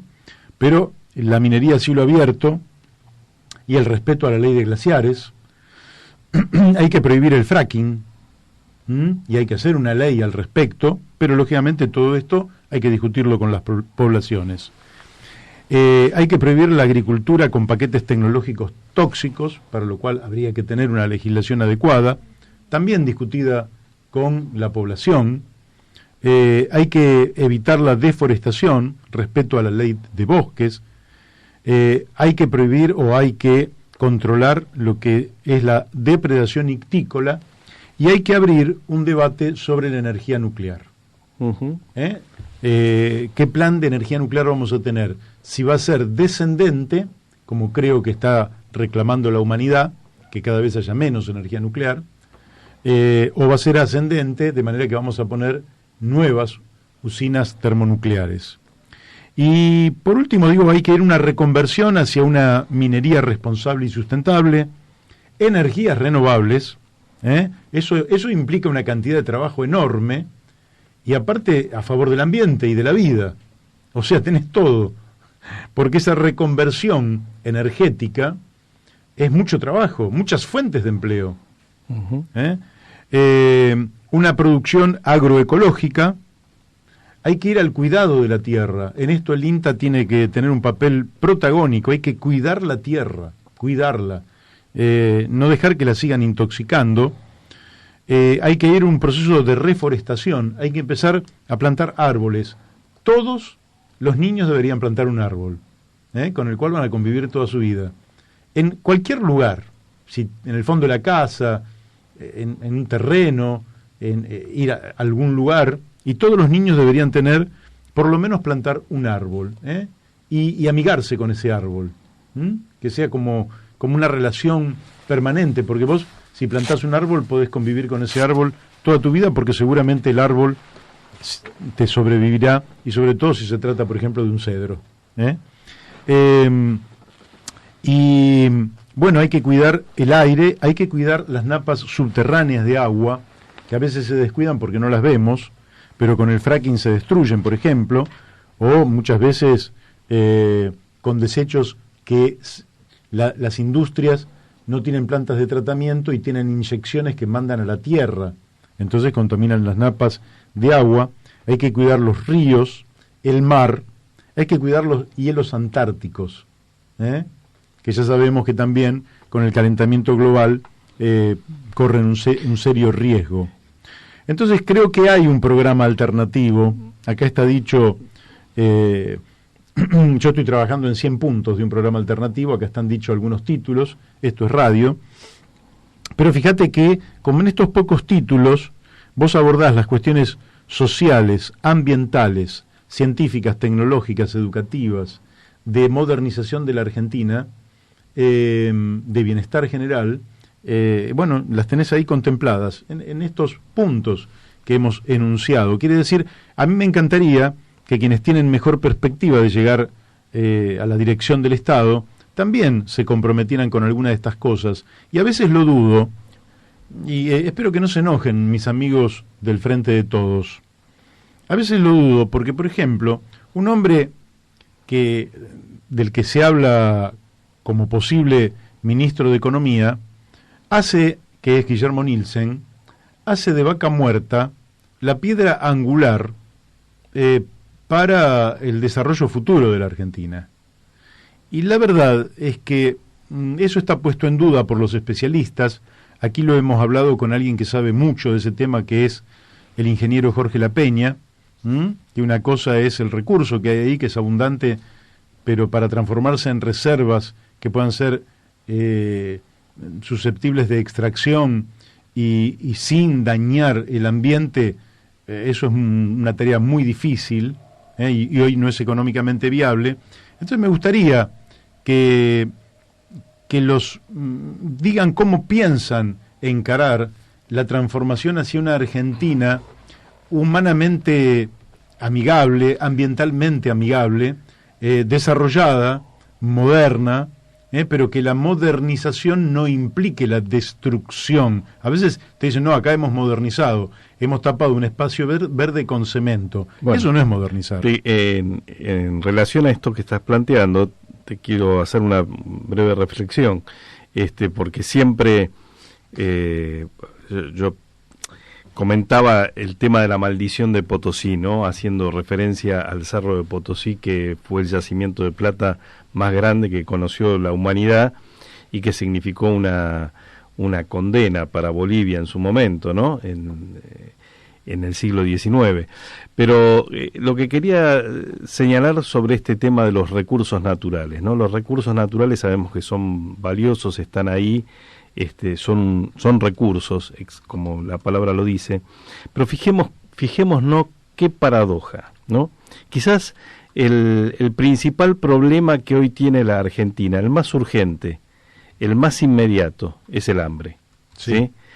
Y se calcula que la Argentina produce alimentos o bienes para generar alimentos para 400 millones de habitantes. Sí, vos sabés que entonces nuestro amigo Jorge Rulli pone en tela de juicio esa afirmación, porque en realidad lo que nosotros hacemos es soja. Es soja y transgénica, y es para engordar los chanchos chinos. Bueno, pero no es lo mismo que comida. Pero es la base para producir proteínas, para alimentar a una millonada de personas, ¿sí? Y sin embargo, ese que es el recurso más evidente, más inmediato, que puede servir para resolver el problema más urgente, se nos escapa entre los dedos, ¿sí? Uh-huh. Sin que podamos darle de comer correctamente al 50% de los niños en Argentina. Imaginémonos qué puede llegar a pasar con el oro, o qué puede llegar a pasar con el petróleo, ¿sí? Mucho más difícil de controlar, mucho más difícil de que llegue realmente algo al pueblo argentino. Entonces el tema de los recursos, está muy bien el tema de los recursos, pero no es el problema que nos va a sacar, el resorte que nos va a sacar adelante. Los recursos hay que cuidarlos, hay que ser respetuosos con el medio ambiente y hay que tener una política redistributiva, básicamente, de esos recursos. Sí, claro, aparte hay que pensar, que la felicidad no puede estar directamente vinculada al consumo. Es decir, el capitalismo ha creado la imagen de un consumo virtualmente infinito. Eso no es posible. El planeta es finito. Y el capitalismo ha generado la cultura de use y tire, del derroche, de las cosas que son provisorias, de que la economía funciona muy bien cuando un coche te dura 4 años y lo podés tirar a la basura y pones otro coche en su lugar y a los 4 años volvés a poner otro coche en su lugar y todo va deshecho. El capitalismo ha generado enormes cantidades de basura porque es parte del modelo, basura que está contaminando los mares, el plástico lo está contaminando en cantidades monstruosas, se han generado verdaderas islas de plástico, lo que eso significa para la naturaleza, ha contaminado los ríos a través de los desechos industriales, de la falta de cuidado, de bajar el costo sobre la base de castigar al ambiente, contamina el aire, ha contaminado virtualmente, estamos generando desechos en cantidades que no podemos manejar y seguimos consumiendo y haciendo del consumo muchas veces excesivo, suntuario, inútil, prácticamente un modo de vida. No, hay que ir a un modo de vida que desde el punto de vista del consumo nos garantice satisfacer todas las necesidades que las podemos satisfacer sin mayores problemas, no tenemos por qué tener límites estrictos, pero sí podemos ser cuidadosos.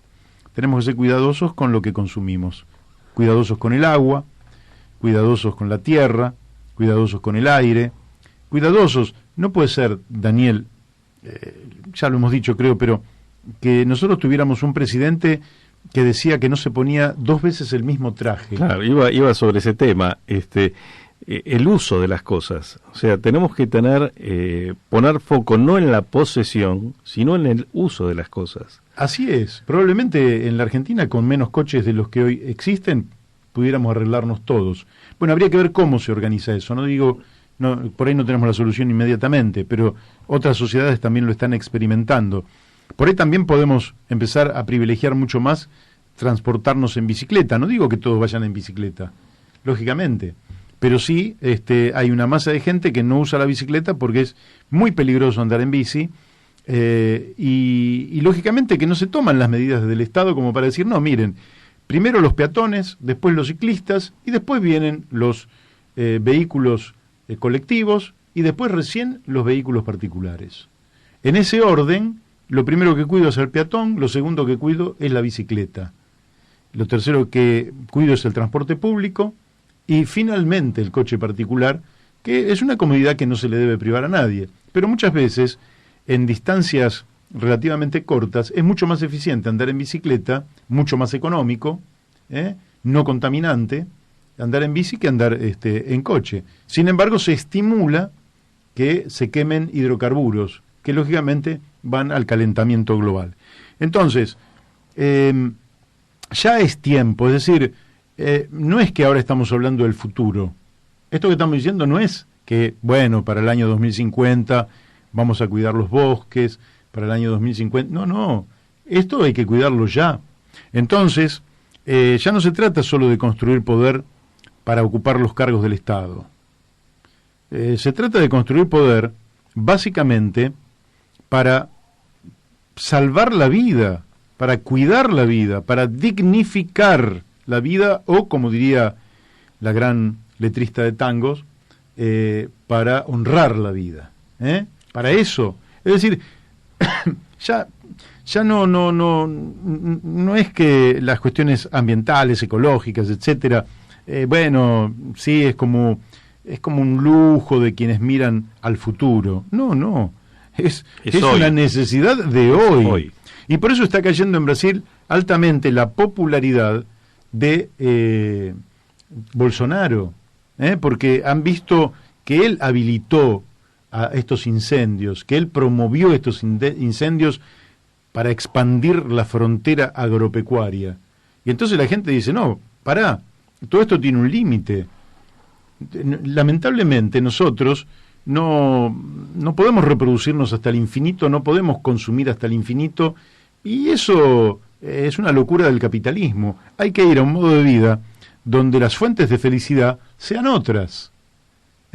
Yo recuerdo que me encantó, cuando Grecia se hundió en una crisis tremenda, apareció un videíto, que después me dijeron que no era en Grecia, pero donde hay 3 músicos en la calle, llega un hombre, les dice a ellos, a esos músicos, si pueden tocar Zorba el Griego. Él se pone a bailar Zorba el Griego y empieza a sumarse la gente, y se suma más gente. Y termina eso en una fiesta y en una alegría tremenda, solo, con 3 músicos y una cantidad de gente bailando. Claro. Gratis, totalmente gratis. Entonces, la felicidad se la encuentra en forma gratuita. Cuando usted ve salir el sol, cuando usted puede amigarse con un árbol o cuando usted está con un amigo tomando un mate, intercambiando ideas. La felicidad está con su hijo, con su nieto, con su mamá, con su papá, con su vecino. La felicidad está en 1000 lugares y en 1000 momentos. Y no tiene por qué estar directamente relacionada a este consumo absurdo al que nos llevan. Mira, Daniel, yo fui muchas veces candidato, ¿no? Sí. Muchas veces. Si volviera a ser candidato, que no lo descarto, si volviera a ser candidato, iría a un cargo público de manera honorable, sin cobrar un peso. Donaría íntegramente lo que debiera cobrar.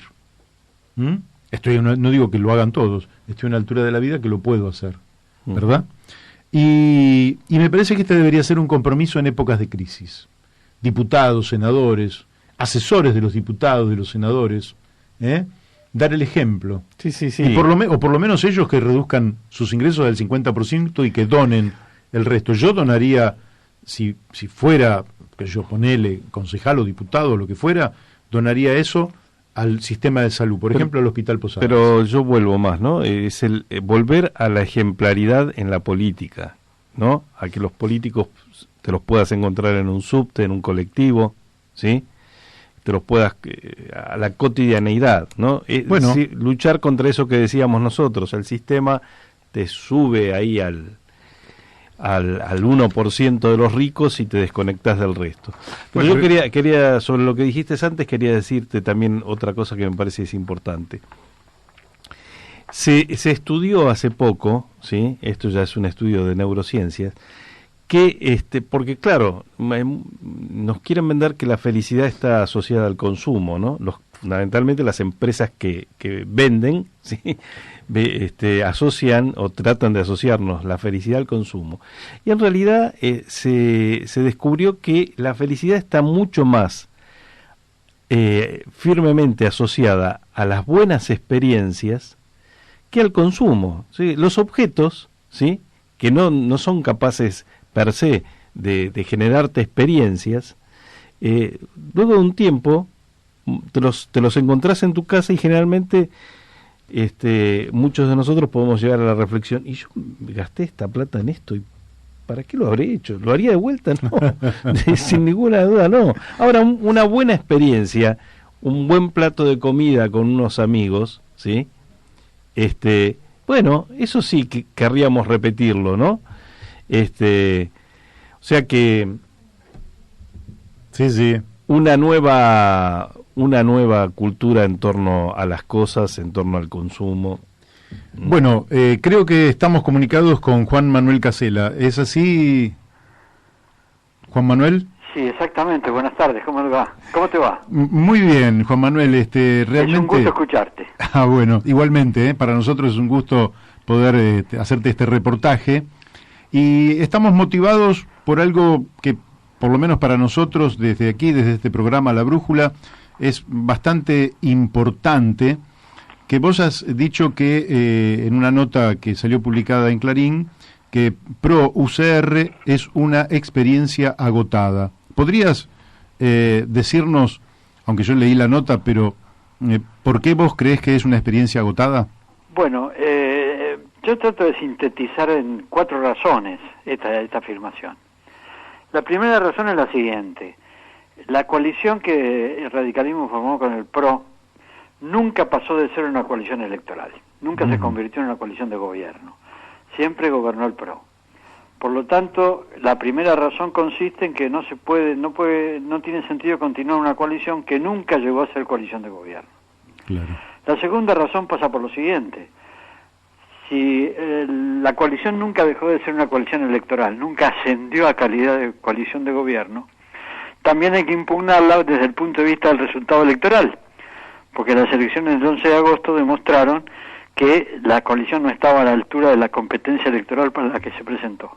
En tercer lugar, y acá viene la razón que a mí me parece más importante, en la convención de Gualeguaychú, los dirigentes radicales que de buena fe sostuvieron que había que llegar a un acuerdo con el PRO, lo hicieron apoyándose en 2 razones básicamente.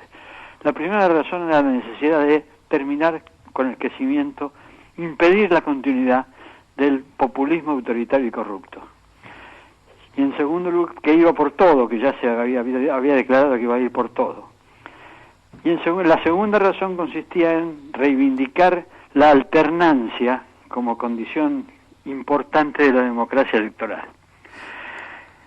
Eso se logró, las dos cosas se lograron en diciembre, el 10 de diciembre del 2015, cuando se asumió el gobierno. Ese episodio implicó la no continuidad del populismo autoritario y corrupto e implicó también la alternancia en la función de gobierno. Pero después hubo que gobernar y como consecuencia del gobierno, de los 4 años de gobierno, terminamos con la paradoja de que el populismo autoritario y corrupto no solamente está en condiciones de volver a gobernar, sino que está en condiciones de recibir un nivel de legitimidad electoral muy alto. Por lo tanto, el objetivo inicial de la coalición deja de cumplirse porque los hechos demuestran que no se alcanzó ese objetivo después de 4 años de gobierno. Claro.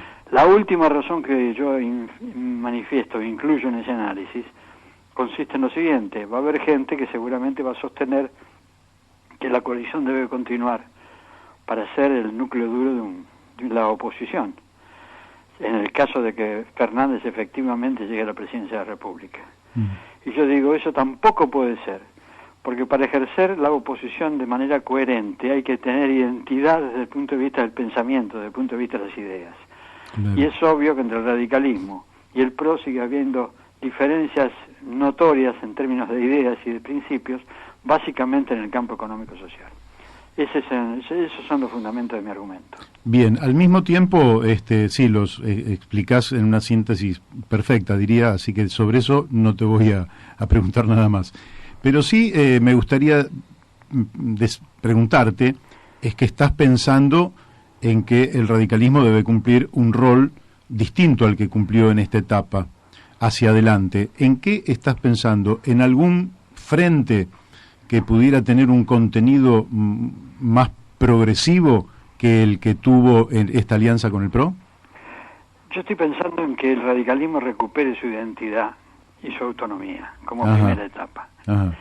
Y eso implica volver a ser el partido que, con una vocación socialdemócrata, intentó permanentemente articular la libertad con la justicia social.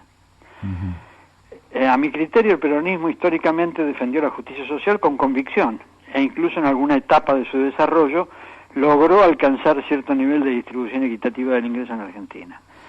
Pero nunca tuvo como objetivo preservar la libertad personal, y por lo tanto la libertad pasó a ser un valor de segunda categoría en ese pensamiento. El radicalismo debe tener la capacidad y la vocación de articular libertad y justicia social. En eso nos diferenciamos del PRO.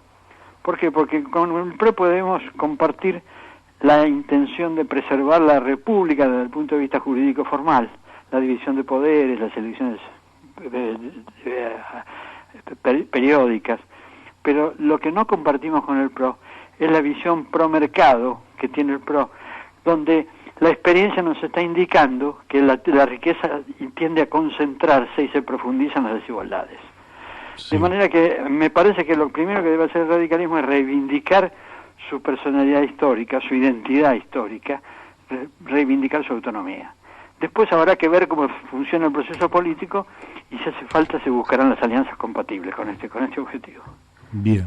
2 preguntitas más. Una te la va a hacer Daniel de Abrantes. ¿Qué tal, Juan Manuel? ¿Qué tal? Buenas tardes. Buenas tardes. Mira, respecto a los puntos que vos señalabas y respecto al tercer punto en particular, que digamos todos somos conscientes de que ha habido un nivel de corrupción muy alto en la obra pública, fundamentalmente en el último gobierno kirchnerista, ¿sí? Pero también hoy sospechamos que nos vamos a encontrar, cuando este gobierno se vaya, con un tendal también de agujeros negros en áreas distintas, como pueden ser el manejo de las finanzas públicas, o como puede ser el mega blanqueo, o como pueden ser las relaciones incestuosas entre muchos funcionarios y áreas de la economía, como por ejemplo energía, o por ejemplo las empresas del propio presidente.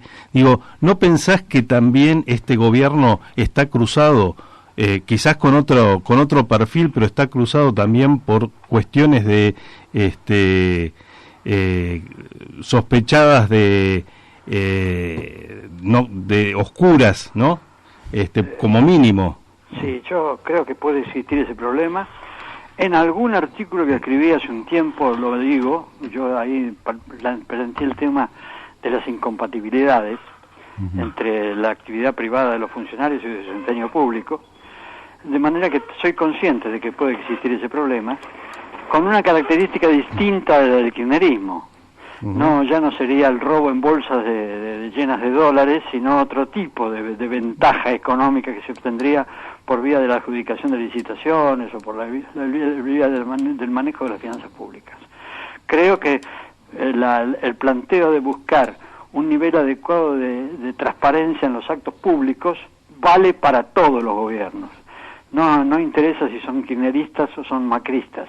La norma de respetar la ley y defender la honestidad en la función pública debe ser genérica y absolutamente garantizada por el sistema jurídico.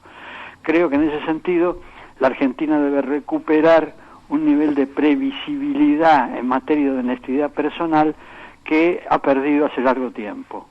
Y voy a decir una cosa más, yo soy hijo de un político. Mi padre era político, murió siendo secretario general del Comité Nacional en la época de Balbín. Para la generación de mi padre, la honestidad no era un tema, claro. Ni siquiera se discutía. El paradigma de esa actitud fue Arturo Illia, y por lo tanto me parece que la Argentina debe aspirar como mínimo a recuperar esos niveles de transparencia. Bien, muy bien. Sí, nosotros también venimos de un partido que lógicamente las manos limpias y las uñas cortas de Juan B. Justo marcaron lo que debe ser la ética pública. La última pregunta que te quiero hacer, y agradeciendo que nos haya cedido este tiempo, es la siguiente. Evidentemente aquí, digamos en 2015, vaya a saber si con aspectos de negar lo anterior o con la ilusión de un gobierno mejor, se inició esta etapa, que no termina bien. Termina en medio de una crisis, en fin. Pero al margen de eso, ¿vos no sentís que hay un vacío programático muy profundo en la Argentina, donde virtualmente los candidatos son elegidos para negar al contrincante, pero que no se sabe a ciencia cierta con qué programa de gobierno nos vamos a encontrar una vez que asuman? Totalmente de acuerdo. ¿No sentís que no hay un vacío de propuestas? Hay un vacío de propuestas, hay un vacío de ideas, hay un vacío de calidad dirigencial. Yo creo que el sistema político argentino está trabajado por una deformación que viene de la década de los 90 aproximadamente. Creo que no hay sistema político, hay una apariencia de sistema político, pero no funciona el sistema. El sistema es un conjunto de piezas articuladas para llegar a un objetivo común. Bien. Acá no existe eso, no existe un sistema. Hemos caído en el individualismo, hemos caído en la dispersión, hemos caído en la sustitución de las ideas por el marketing político, hemos buscado candidatos simplemente observando su nivel de difusión pública, cualquiera sea su contenido o cualquiera sea la carencia de contenido. Uh-huh. Me parece que estamos en una situación que puede explicar claramente por qué tenemos crisis recurrentes, por qué tropezamos cada tanto con la misma piedra. La falta de calidad en la conducción política es notoria y debe ser rápidamente solucionada. Bien. Bueno, vos estás en el Instituto Ricardo Rojas, ¿tenés siempre tienen ustedes ahí una suerte de escuela de capacitación también para dirigentes radicales y del campo popular? Efectivamente, a tal punto que mañana vamos a recibir en la Fundación Ricardo Rojas a Martín D'Alessandro, que es el presidente de la Asociación de Ciencia Política de la Argentina, para discutir un poco el futuro de la Unión Cívica Radical. Bueno, Juan Manuel, te agradecemos muchísimo esta amabilidad que has tenido. Al contrario, estoy a disposición de ustedes para cuando gusten. Ustedes saben que son amigos. Bien, bien. Bueno, muchísimas gracias. Te mandamos un fuerte abrazo. Igualmente, hasta luego. Gracias. Bueno, hemos hablado con Juan Manuel Casella, dirigente de la Unión Cívica Radical. Muy claro, esta etapa de alianza de la Unión Cívica Radical con el PRO está agotada. Quiere decir que la ilusión de algunos de que se mantenga como un núcleo unido, como si hubiera coincidencia ideológica, programática, bueno, por lo menos eso aparentemente se va a terminar. Yo creo que es una buena noticia, porque si la Argentina va a necesitar la reunión de sectores en torno a un movimiento programático, va a necesitar que todas las corrientes políticas tributen. El peronismo, lógicamente que es ineludible porque es la fuerza mayoritaria de la Argentina, pero el radicalismo quizás sea la segunda fuerza, la izquierda, el socialismo, sectores liberales comprometidos con un progreso para la Argentina. Déjame decir algo respecto de eso. Me parece que la clave es volver a los planteos programáticos y digamos de proyecto, porque como decíamos ayer, ¿no? Hoy tenemos la paradoja que entre los 6 principales candidatos a presidentes y vicepresidentes, 5 se autodefinen como peronistas, ¿sí? Por otro lado, el radicalismo pasa otro tanto, y en el socialismo también, por ahí en menor medida, pero también, donde hay digamos, se han disgregado totalmente los grupos dirigentes, y yo creo que la única manera de que el sistema político, como decía Casella, empiece a tener un sentido y un orden, es que vuelva a la puja de los programas políticos. O sea, de poner arriba de la mesa un programa y discutir sobre eso, ¿no? Bueno, aquí me manda Marcos Rodas un saludo, pero Walter Graciano me dice que lo podríamos estar llamando ahora. ¿Lo llamamos? Y le hago una pregunta. Efectivamente, después tenemos, bueno, mañana está en el Tortoni 18:45 lo de Alfredo Palacios, para quienes quieran ir. Hoy es el día del ferretero, yo fui ferretero toda la vida, así que es un buen día. Bueno, nos mandan muchos saludos, bueno, vamos a ir viendo, y tenía una cantidad de elementos de actividades que hay por delante, pero bueno, no nos va a dar el tiempo para poder comunicarlas porque nos van quedando los últimos minutitos del programa, y vamos a tratar de ver qué nos dice Graciano respecto de si esto que ha implementado el gobierno va a alcanzar o no para darle estabilidad institucional a la Argentina, porque en el marco de un torbellino económico, financiero, de deuda externa, de caída de los activos de las empresas, se hace sumamente difícil esta estabilidad y la verdad es que creo que el país entero pretendería que el gobierno termine en tiempo y forma, es decir, bueno, respetando lógicamente la Constitución Nacional. Creo que estamos ya en contacto con Walter Graciano. ¿Es así, Walter? ¿Cómo? Estamos en contacto contigo, con Walter Graciano. ¿Cómo te va? ¿Qué tal? Sí, buenas tardes. Walter, muy breve, yo te hago básicamente una pregunta. Si vos creés que estas medidas que adoptó el gobierno nacional el día domingo y que se experimentaron ayer y hoy con una caída en la bolsa muy, muy importante, alcanzan para estabilizar las finanzas, la cuestión cambiaria, la economía en general, y le permitirían al gobierno llegar hasta el fin del mandato en cierto clima de tranquilidad. Es una excelente pregunta, vaya pregunta, Mario. Yo te diría lo siguiente. Cuando un gobierno pone un cepo cambiario, lo hizo el gobierno kirchnerista y lo hace también el gobierno de Macri, lo primero que intenta es nacionalizar el superávit de balanza comercial. Claro. O sea, se pone un tipo de cambio controlado por el Banco Central y se obliga a que exportadores e importadores operen con ese dólar. El cepo tiene sentido entonces cuando hay superávit de balanza comercial, porque de otra manera, teniendo déficit, te estarías perdiendo reservas con un control de cambio, con un cepo. Claro. Entonces, el intento es nacionalizar el superávit comercial. ¿Cuál es el objetivo de nacionalizar el superávit comercial? Generalmente el objetivo es pagar la deuda, no caer en default, cumplir con los compromisos. Con lo cual, los dólares que se consiguen vía superávit de balanza comercial se usan en aliviar la carga de la deuda. Ahora, Macri en este cepo, a diferencia del cepo kirchnerista, permite comprar $10.000 por persona como máximo por mes. Yo hacía una cuenta el otro día de que 50.000 personas, nada más que 50.000, comprando esa cantidad al mes, implicarían unos 500 millones de dólares al mes de fuga de capitales.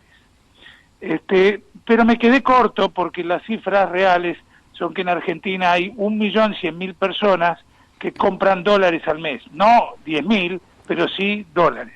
Claro. Si ponemos un promedio de $1.500 al mes para ese 1.100.000 personas, da que con este cepo se permite una fuga de capitales de particulares por 1.650 millones de dólares al mes, más de lo que es el superávit de balanza comercial.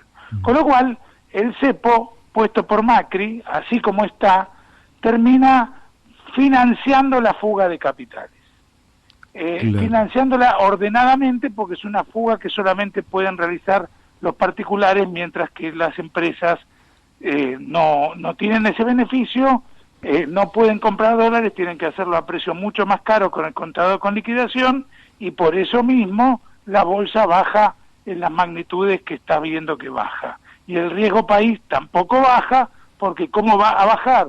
Si los dólares que consigue Macri se los va a patinar en financiar una fuga de capitales alegremente. Este es un cepo que muestra el nivel de mala praxis a la máxima potencia del gobierno de Macri, y yo creo que esto está pasando porque hubo muchas manos toqueteando la generación del cepo. La información que yo tengo es que Lacunza y Sandleris querían hacer algo más lógico, pero se toparon con la resistencia del presidente en poner un cepo, con lo cual lo convencieron poniendo un límite muy alto en la compra de dólares diarios permitido a la gente. Ahora, ¿implica que es esto que tenga que volar por los aires, este cepo, en breve tiempo? Quizá no. ¿Por qué quizá no? Quizá no porque como las empresas no pueden comprar dólares en el mercado de cambios y todavía hay dólares en las reservas del Banco Central, por ahí el superávit comercial que entre financie íntegramente una fuga de capitales, pero 3 meses hasta la entrega del poder dura. y después que sea el gobierno que entra el que ajuste las clavijas con el cepo, baje el nivel permitido a los particulares de compra diaria de 10.000 a muchísimo menos, instaure un cepo mucho más restrictivo, parecido al que quizá hubo en la era de Kicillof, donde se permitían comprar $500 por persona con autorización de la AFIP por mes. Con lo cual, fíjate vos qué paradoja. Kicillof había puesto un cepo que durante algunos momentos pudo tener sentido y en otros no, pero era un cepo con el objetivo de pagar la deuda. O sea, un gobierno presuntamente populista ponía un cepo para que Argentina pueda honrar sus compromisos. Un gobierno presuntamente librecambista, como Macri, y nada de demagógico ni populista, termina instaurando un cepo que financia que Doña Rosa o Juan Pérez o gente con triple o cuádruple apellido compre $10.000 por mes, hasta $10.000 por mes en los bancos, a precio subsidiado por el gobierno. Una cosa demencial, la verdad es eso, demencial.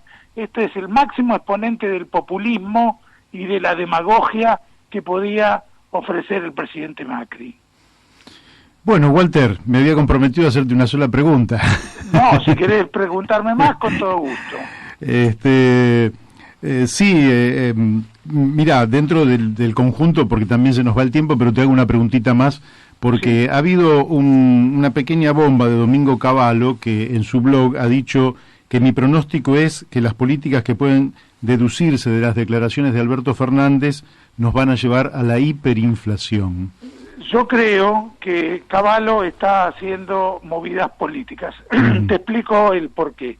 Cavallo había empezado a confeccionar un plan económico para que Macri aplique en un eventual segundo mandato. Eso había sido dicho por Miguel Ángel Broda, quien se expresó más de una vez sobre el tema, y antes de las PASO, Broda mismo, que era el vocero de este grupo que conformaban López Murphy, Cavallo y él, había dicho que estaba muy contento porque notaba que en el gobierno, esto fue antes de las PASO, que en el gobierno se estaba tratando el tema de la reforma laboral y de la reforma previsional. La información era que Cavallo estaba trabajando precisamente en esos temas y que esto es lo que venía siendo confeccionado por Broda, López Murphy y él. Claro, esto era algo que puede aplicar el gobierno de Macri, no el gobierno de Alberto Fernández. Con lo cual, yo creo que Cavallo está con la sangre en el ojo porque el plancito que hizo lo va a tener que archivar y de alguna manera intenta hacer declaraciones presuntamente económicas, que en realidad son profundamente políticas, con el objetivo de ver si puede aplicar lo que tiene bajo la axila, que es un plancito hecho a pedido del exterior para ver si Macri era capaz de aplicarlo. Yo no creo que haya riesgo de hiperinflación, como Cavallo dice, mientras no se pierdan las reservas y mientras no se emita descontroladamente. Ahora, con cepos como perder las reservas es más fácil que generarlas. Claro, bueno. No a un ritmo violento, pero sí a un ritmo importante, porque, fíjate vos, ahora lo que necesitas en el mercado es tranquilizar a los depositantes en dólares, sin ninguna duda.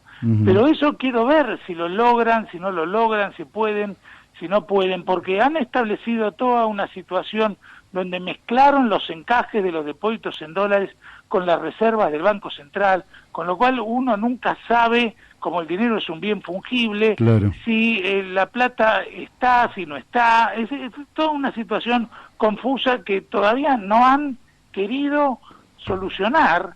Entonces, bueno, terminamos con un cepo que financia la fuga de capitales y mucha gente queriendo fugar capitales, sacando los dólares de los bancos.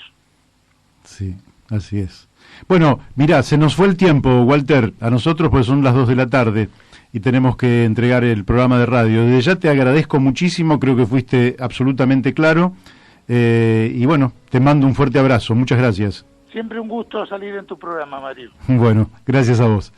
Bueno, y aquí estamos cerrando entonces el programa porque son las 2 de la tarde y bueno, creo que ha sido un programa absolutamente intenso, ¿verdad, Daniel? Sí, muy interesante el análisis de Graciano. Bueno, y entonces nosotros nos estamos despidiendo hasta el lunes que viene aquí en Radio La Luna AM 1140, nuestro programa La Brújula, y ahora quédese porque viene España en el recuerdo.